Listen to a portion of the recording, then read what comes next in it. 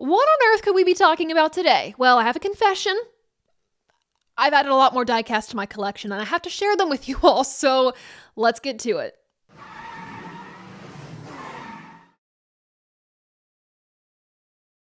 This is a Kurt Busch 2019 Kentucky Speedway win, and it is signed. As you all might know, Kentucky Speedway was my home track when it was still up and running. And 2019 was the last time I attended a race at Kentucky Speedway before I dealt with some illness. COVID shut things down, and it was bad.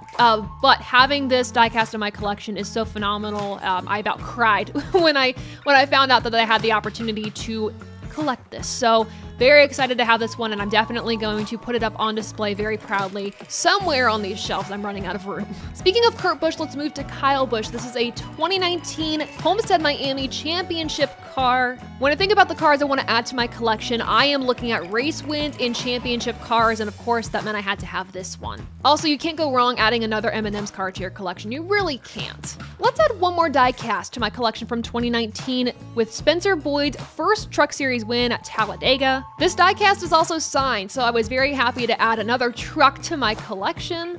Let's jump to something a bit more recent from 2023, talking about Chris Buescher's Michigan win, and yes, this diecast is color chrome. The Castrol color chrome diecast just looks so good. Part of me almost wishes though I didn't go with the color chrome because I love the matte black on that scheme, and part of me was like, oh, maybe I shouldn't do it, maybe I shouldn't, but hey, I'm happy to have this one in my collection. This is a race that I went to and I covered on though I could not stay until Monday when the race was postponed due to rain. Speaking of diecast I'm glad to add to my collection from 2023, Ryan Blaney's Coke 600 win. It is a signed diecast. I attended this race as a fan, so of course it was a big deal for me to witness this win after the weekend that we had with rain delays, etc. This was also the first race that my parents went to with me, like ever, so it was a really special weekend and I wanted to get the diecast to really commemorate that. From this point on, we're gonna go back in time, starting with 2020, Kevin Harvick's throwback paint scheme. It is a Busch Beer throwback scheme from his Darlington win. This is probably one of my favorite Busch Beer schemes, to be quite honest with you, because of its simplicity. I also like the blue on it.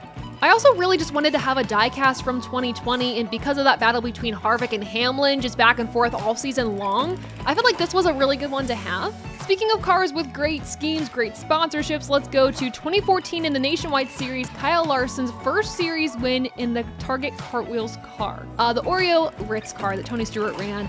Had to have this. It's such a cool car. I love the scheme. I love the design of it, and who doesn't love Oreos or Ritz? Next up, we have a pair of Dale Jr. Budweiser cars, one from 2000 in his rookie season, and another from his Bristol win in 2004. I'm baffled by the fact that I didn't have any Bud cars in my collection before this, so I'm glad to finally add to those numbers. This one is a car from a championship winner for the Daytona 500. We're talking about Dale Earnhardt Sr.'s 1998 Daytona 500 winning car. So that does it for this diecast show and tell. Obviously, as you all know, I'll be at the 600 weekend this year for Truck, Xfinity, and Cup, and you better believe we're going to be looking for diecast yet again while we're there in the tents and at the haulers and everything like that. So this stack right here, following the 600 weekend, might grow. So just be on the lookout for a show and tell that we do during our live stream following that race weekend. Again, our live streams are Thursday nights at 7 p.m. Eastern Standard Time. I really need to start watching my wallet, but at the same time, they're just so addicting to collect these. I mean, come on, they're so cool. Regardless, if you want more content from us at Above the Yellow Line, make sure to go to AboveTheYellowLine.com to keep up with us and get some merchandise. And if you want more NASCAR news content and everything in between, make sure to go to TobyChristie.com. Well, that's it for this video. Make sure to like this video, subscribe to the channel, and share this with your friends and family. Thank you all so much for supporting us here at TobyChristie.com and Above the Yellow Line. And until next time, I'll see ya. Bye.